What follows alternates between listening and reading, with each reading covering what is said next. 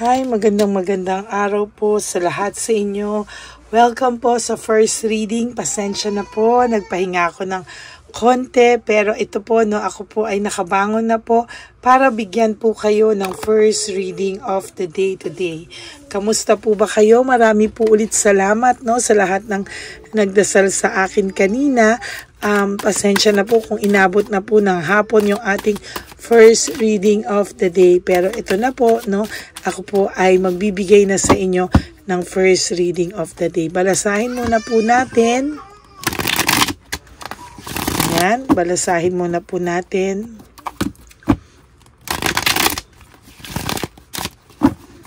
Ayan. Okay.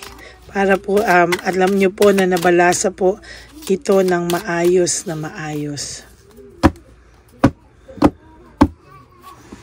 Ito. Okay.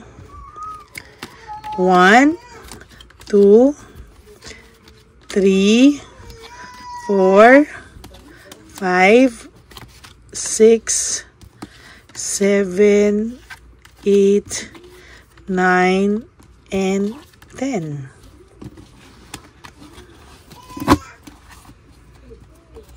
Ayan. Balasahin muna po natin.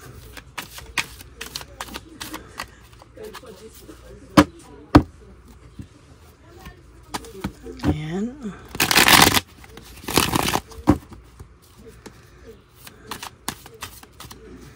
Para alam po natin na nabalasa po siya maigi. Pasensya na po kayo. At may bata, hindi po yan, totoong bata po yan. Okay. 1, 2, 3, 4, 5, 6, 7, 8, 9, and 10.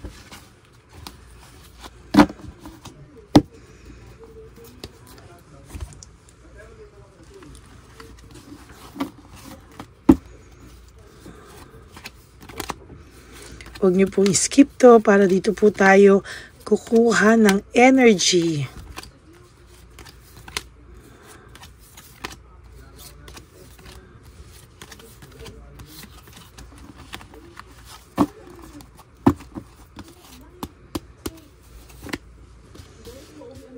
So there is this ultimate clarity. Sa ngayon po parang nakakaramdam ka po na wala ka naman pong problema. Pero ngayon po ay nakakaramdam ka po somehow ng emptiness, Nakakaramdam ka po ng emptiness, hindi mo po alam bakit, pero I will tell you one thing, Mas kung nakakaramdam ka po ng emptiness, I assure you na mas nakakaramdam po siya ng emptiness sa ngayon, And sa nakikita ko po ay talagang matindi po yung nararamdaman nito. Kung matindi po yung nararamdaman mo na emptiness, pakiramdam mo, mas malala po yung nararamdaman niya na emptiness as of this very moment. Hindi lang po emptiness yung nararamdaman niya, pero even yung pakiramdam niya po ngayon, hindi niya alam kung ano ang gagawin niya. Parang naaaburido po siya. Parang gusto po nitong mag-amok, parang gusto nitong magyabang, bitter po siya sa mga oras na to. Bakit? Naaaburido po siya sa sitwasyon niya, Parang gusto niya po na mandamay, Na parang, porket hindi siya maayos, hindi siya okay. Gusto niya po na ang pakiramdam mo din daw po ay parang mamiss mo siya, Parang sa pilitan gusto niya po mamiss mo rin siya. Gusto niya po somehow ay maramdaman niya po yung na hinahanap po siya, yung longingness, pero lalo po siyang naaaburido, Pagka po wala rin siyang nababalitaan sa yung anything, talaga pong itong taong to ay nakakaramdam din ng matinding lungkot, Ang lungkot din po niya ngayon, Sa nakikita ko po dito, may lungkot po talaga siyang nararamdaman, and hindi niya rin po masabi kung bakit, at hindi niya rin po alam actually. Wala rin po siyang alam bakit daw po ganito yung pakiramdam niya, sa totoo lang po ay nahihirapan po ang person na ito. Hindi niya po alam kung ano po ang gusto niyang mangyari sa buhay niya, no? As of this very moment, nahihirapan po siyang alamin kung ano po ang nasa loob niya. Bigyan niyo po ako ng ilang minutes. Papakiramdaman ko lang po ang taong ito.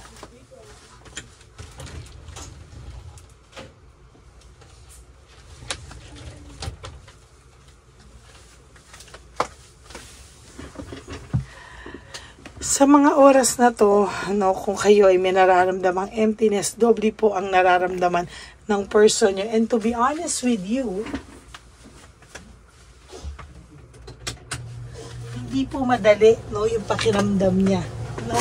Kasi naiirita po siya. Nararamdaman ko po yung irita niya. No? Nararamdaman ko po yung pagkairita niya, yung pagkaaborido niya. And somehow talagang ramdam na ramdam ko po yan sa ngayon. Ina-avoid niya po yung mga pwedeng makapagparamdam sa kanya ng ganon. Pero sa totoo lang po, hindi niya po ma-avoid.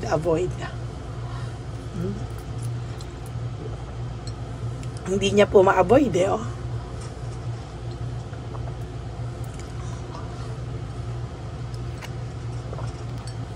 Yan. Wala po siyang direksyon. Hindi niya po alam ang gusto niyang gawin. Hindi niya po alam kung anong gusto niyang maramdaman, no? Hindi niya po alam kung paano at saan siya magsisimula, kung ano daw po ang gagawin niya, no? At as of this very moment, siya po ay naaaborido, talagang aborido, no? Hindi niya po alam bakit siya naaaborido. Ang taong ito ay naaaborido, naiirita nang hindi niya alam.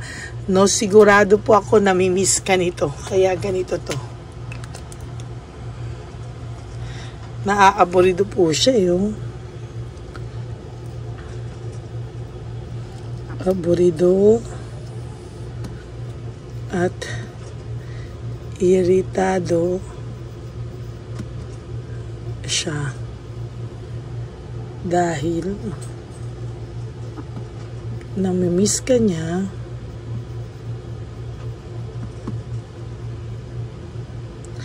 Gusto niyang mambuisit. Gusto niyang mambuisit para magpapansin. So, yan, no? Aborido at iritado po siya dahil namimiss ka niya, gusto niyang mambuisit para magpapansin. Sometimes, akala nyo po ganun-ganun po lang ang tao, no? Akala nyo po na yung taong ito ay somehow ay okay na, maayos. Pero it's the other way around po It's the other way around, no? Magkaiba po, no? Minamanipulate niya lang po yung sarili niya and somehow tinatry niya lang po talagang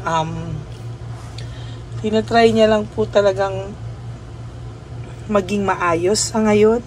Tinatry niya lang po maging pakita sa mga tao na sige, okay lang ako, no, mabuti ako, no? Pinapakita niya nagmo-move on ako, leaving behind. Pero the truth is hindi po talaga, no? Hindi po talaga siya okay.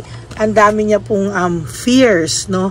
Ang dami niya pong natatakot po siyang mag-sacrifice, na-sacrifice lahat-lahat. Tapos, in the end naman daw po ay walang mangyayari sa mga efforts niya. Pakiramdam niya po maraming pakialamera sa tabi niyo at doon ka daw nakinig, hindi daw po sa kanya. Sabi niya po dito sa barahan, no, ang pakiramdam po ng tao nyo, yung pamilya mo daw po is sobrang makialam, sobra daw pong na-stress daw po siya sa mga kamag-anak mo. Kaya somehow, may peace of mind daw po siya knowing na malayo na po siya sa mga kamag-anak mo. Pero, huwag ka pong mag-alala kasi alam ko naman po na yung intention lang naman po ng mga kamag-anak mo, pamilya mo, is para sa'yo, no? May nakita po silang kakaiba sa person mo, kaya ganyan, ano? And so far, sa nakikita ko po, mas magiging maayos ka naman po sa mga susunod pang panahon.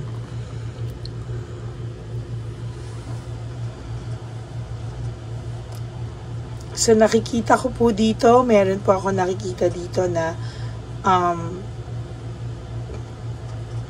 meron po ako nakikita dito na lack of commitment. Ayaw po rin naman yung pumasok sa seryosohang relationship. No, pwede pong antingin ng kanyang partner sa ngayon ay seryosohan sila, but no, they are not serious with each other po, sa totoo lang, no? You know, when it comes to legal matters, ikaw pa rin po ang tinitingnan nitong kapartner, no?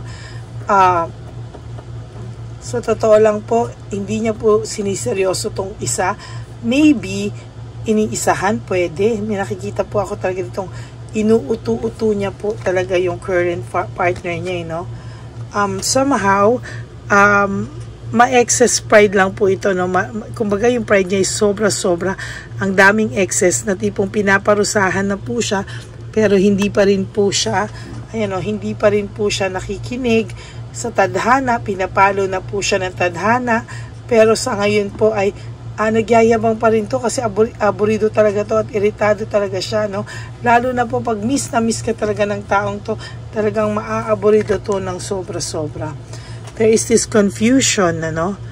Chaos and brutality. May nangyayari po talaga sa kanila na medyo malala, medyo may pagka-brutal, tapos parang ipapakita sa tao na ay hindi, okay lang kami. So parang sa nakikita ko po dito, mas malala, no? Mas malala po yung mga bagay-bagay sa kanya. Forgiveness and recovery, kailangan mo lang din pong patawarin yung sarili mo, no? Dahil sa totoo lang po, itong taong ito ay nakasakit sa iyo ng sobra, and somehow, sa nakikita ko po, itinolerate mo rin kasi nasinaktan ka niya. Somehow, ikaw din po ang nagtolerate sa sarili mo. Yan, no? There is this impulsive, no? Medyo may pagka-impulsive po talaga ang person na ito. Lagi po siyang ganyan, hilig sa bara-bara, papasok, bahala na kung ano mangyari, bahala na kung ano maging consequences, bahala na kung ano maging resulta, basta gusto ko muna itong gawin, tsaka na lang, bahala na, tsaka na ako mag-iisip kung ito ba ay tama o mali, no? Hanggang sa nagkaleche-leche na po siya, hanggang sa napahamak na po siya, hanggang napasok na po siya sa ganyan, ayan po ang nangyari. Resentment, no? And forgiveness, desire to reconcile. Naiisip din po nito, what if maayos pa kaya kami? What if, ano kaya nangyari sa buhay namin kung kami pa rin ngayon? Okay pa kaya kami? Masaya pa rin kaya kami? Ang dami niya pong what ifs, no? Sa buhay. Na minsan po ay hindi niya rin po, siya mismo ay hindi niya po masagot-sagot. Responsibility and burden, sa totoo lang po, may nakikita ako dito na nababurden po siya sa karelasyon niya din ngayon or sa buhay niya po ngayon. Somehow, itong taong to ay hirap na hirap sa mga obligasyon niya, no? Parang hindi po bukal sa loob niya yung mga obligasyon niya sa ngayon. Sabi niya, gusto man sana niyang sundin kung ano yung feeling niyang tama o sa puso niya, pero hindi niya po magawa, no? Sa totoo lang po, itong taong to ay talagang gusto man niya, pero naduwag na rin po siya at wala na rin po siyang mukhang maiharap sa'yo, no? Dahil po sa pagiging rude niya, ayan, wala po siyang mukhang maiharap sa'yo. Sa totoo lang. There is this boredom, no? May nakikita po akong boredom, and talagang bored na bored po siya sa nangyayari sa kanya ngayon. And somehow, yun nga yung boredom, kaya po siya nagkakaroon ng moments na aburido at iritado. Dahil pag namimiss ka nito, nabobored siya talaga sa buhay niya ngayon, nagiging aburido siya at iritado.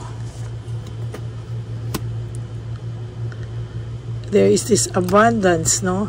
meron ako nakikita dito na kahit papano may parating po sa yung magandang blessing, no? Yan na lang po yung silipin natin. And lastly, no, nag-i-stock po ito sa iyo, no?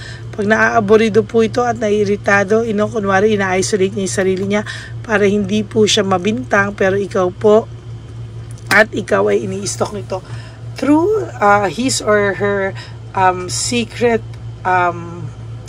social media, no? Meron siyang hindi mo alam na secret itong profile, FB or kahit na social media, no? Sinisilip ka po ng taong ito. Kailangan palagi kang gwapo or maganda sa mga ilalabas mo. Para alam niya po na ikaw po ay isang kawalan. Makikita niya po yung aura nyo at talagang ipakita mo po sa kanya na with or without you, ako ay mabubuhay. Okay? So that's it for your first reading of the day. Sana po ay napanood nyo na yung first, second, and third reading kahapon. Yung second and third reading po kahapon ay in-upload ko lang po ng sabay, no? Kasi nga sabi ko nga sa inyo, may nararamdaman na ako kahapon pa. Yun. And thank you Lord. Sabi ko nga po kanina na wala naman pong any bad na resulta sa aking test, bagkos napakaganda po ng mga resulta ko. Okay, so yan po, no? For those of you po who would like to have a private reading with me, you can message me po at Lady Lee Elena. That's LADYLY Elena. Nasa dulo po yan ng ating video. Diyan nyo lang po ako makokontak. That's my only official and legit FB account. Ayan. And then, yan, no? At ang susunod naman po sasabihin ko sa inyong pakiusap is, please, no skipping of ads naman po. Tulong nyo na po yan sa channel natin, no? Atin po ang channel na to para po mas marami pa po tayong matulungan, ano? And nagpapasalamat po ako sa lahat sa inyo po na patuloy pong sumusuporta kahit napakadami pong naglalabasan ngayon na tarot card readers, ay ako po ay patuloy nyo pong hinahanap-hanap. Kaya ako po ay nagpapasalamat sa inyo at patuloy nyo po akong sinusuportahan, minamahal at talaga pong sinusubaybayan at talaga may pagmamalasakit po kayo sa akin. Ano? Maraming salamat po sa inyong lahat. Ayan. And to all my, syempre, ever solid and loyal Lady Elena friends, family and subscribers, I love you all from the bottom of my heart. Mahal na mahal ko po kayong lahat and nagpapasalamat po talaga ako, and I'm very grateful to each and every one of you. And of course, ang lagi ko pong paalala sa inyo is live one day at a time, no? Huwag niyo po munang isipin yung mga susunod na araw, susunod na mga okasyon. Just live for today. You wake up and sleep, na maging grateful lang po kayo sa ngayon sa araw na to. At yun nga po, sa araw na ito ay kayo po ay gumawa ng 3 things na makakapagpasaya po sa inyo. It doesn't necessarily mean na dapat ay bilan nyo yung sarili nyo na kung ano-anong mahal, no? No, 3 simple things that will make you happy. Yan po ang gusto kong sabihin sa inyo. Kaya maraming salamat po. And, of course, life is too short. Yan po ang aking laging pinapaalala sa inyo. Just don't make it shorter pa. Alam niyo po, masarap mabuhay. Kaya sinasabi ko, life is too short, don't make it shorter. Huwag niyo pong istresin ang mga sarili niyo sa mga bagay na hindi niyo po kontrolado. Sabi ko nga, life is short, don't make it shorter by stressing yourself from all the pains and the heartaches na binigay sa inyo ng kahapon. Just surrender everything to the divine universe and just let go and let God write your life and love story. I will be back po for another set of reading. Mamayang gabi na po siguro yan, no? Para ako naman po muna ay ulit ay hihiga, no? At magpapahinga. Maraming salamat po, no? Ang commitment ko po sa inyo. Kanina napatunayan niyo po yan. Kahit nasa ER ako, nasa hospital po ako ay tatawag or magla-live or magbibigay sa inyo ng mensahe kung ako po ay hindi makakapag-reading of the day. Maraming salamat po sa inyo.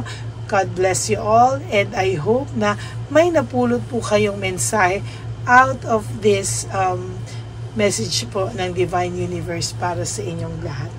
Okay? Maraming salamat po, and God bless you all, and I will all see you again, mga kapatid, on my next reading. Bye!